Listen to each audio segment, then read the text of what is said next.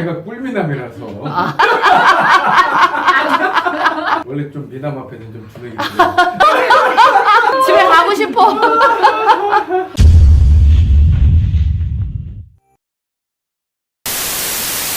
안녕하십니까. 네, 어서 오세요. 오늘 왜 오셨어요, 우리 김옥선 대표님? 지난번에 저희 네. 중학교 3학년 아들 호구리가 심해서 음. 우리 소장님 만나서 상담하고 그 이후에 제가 자연주의 출산 관련된 일을 하고 있어요. 그래서 어떻게 하면 출산을 잘할까 이런 거에 대해서 많이 연구하고 공부하고 하고 좋은 일 있는데 하십니다. 네. 네. 감사합니다. 네. 근데 이제 출산 전에 이제 네, 우리가 호흡을 되게 중요시 그렇죠. 생각하는데 이 코골이가 있다 보니까 네. 이제 이 호흡이 흉곽이 닫혀서 이제 호흡이 잘 안 되는 거예요. 그리고 이제 코골이를 해결하고 싶은 산모님들도 많이 있고 해서 네. 소장님한테 질문도 좀 하고 물어보고 하려고 다시 찾아뵙습니다. 네. 제가 도움이 되면 좀 좋겠습니다. 감사합니다. 질문을 잘하시면 좋은 답이 나옵니다. 자연주의 출산 아주 그 느낌이 좋은데요. 어떤 의미의 자연주의 출산이지요?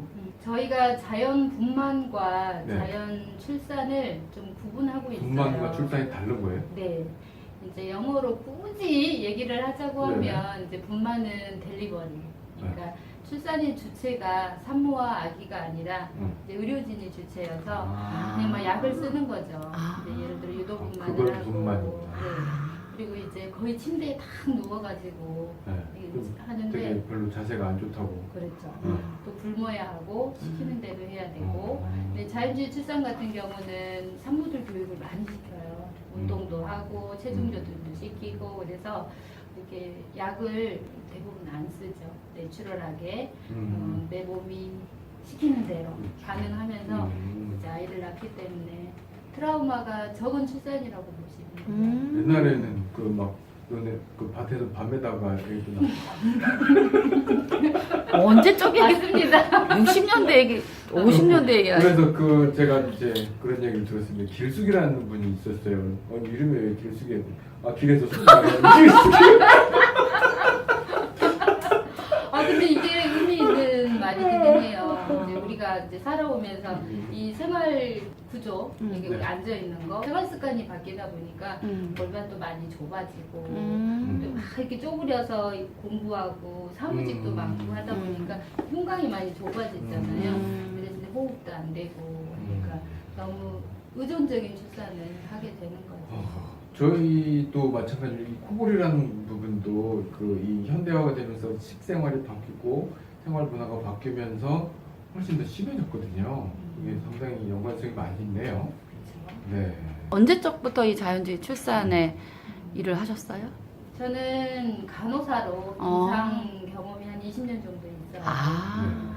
이제 병원에서 쭉 일하다 보니까 저는 그게 이제 정답인 줄 알고 계속 일을 하다가 한 2010년쯤부터 이제 외국에서 이제 둘라들이 이렇게 들어오기 시작하면서 너희 나라를 출산 왜 이렇게 하는 거야? 왜 다 굶겨놓고 침대에 눕혀놓고 숨도 못 쉬게 하고 약간 이제 억압된 출산을 한다라고 이제 그들은 표현을 하죠. 그렇죠. 네. 그래서 이제 그래? 그럼 너희들은 출산을 어떻게 하는데? 이러면서 그때 이제 워크숍과 세미나들이 많이 있었어요. 근데 우리나라에 또 그걸 잘하는 의사들도 몇 분 계시고 그래서 이런 워크숍들이 개최될 때마다 가서 들어보니까 그래 약물 없이 우리가 그 묶어놓지 않고 이렇게 내추럴하게 출산을 할 수 있구나 이제 이런 것들을 알게 되면서 이제 깊게 공부를 하게 된 거죠.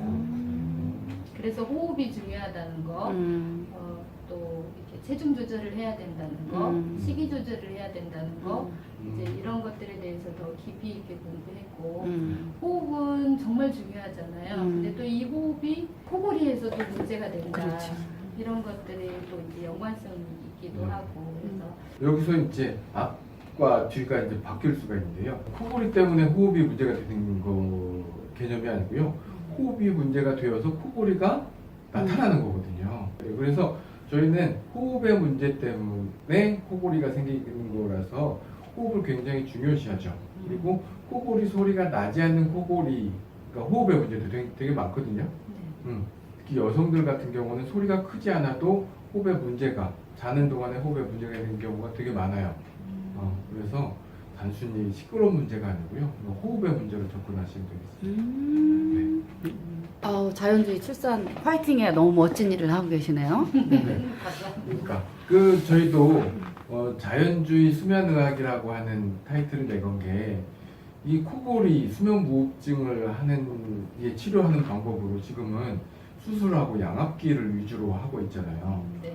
출산 분만도 마찬가지고 굉장히 강압적이고 강제적이고 인위적인 그런 걸 하는 거잖아요.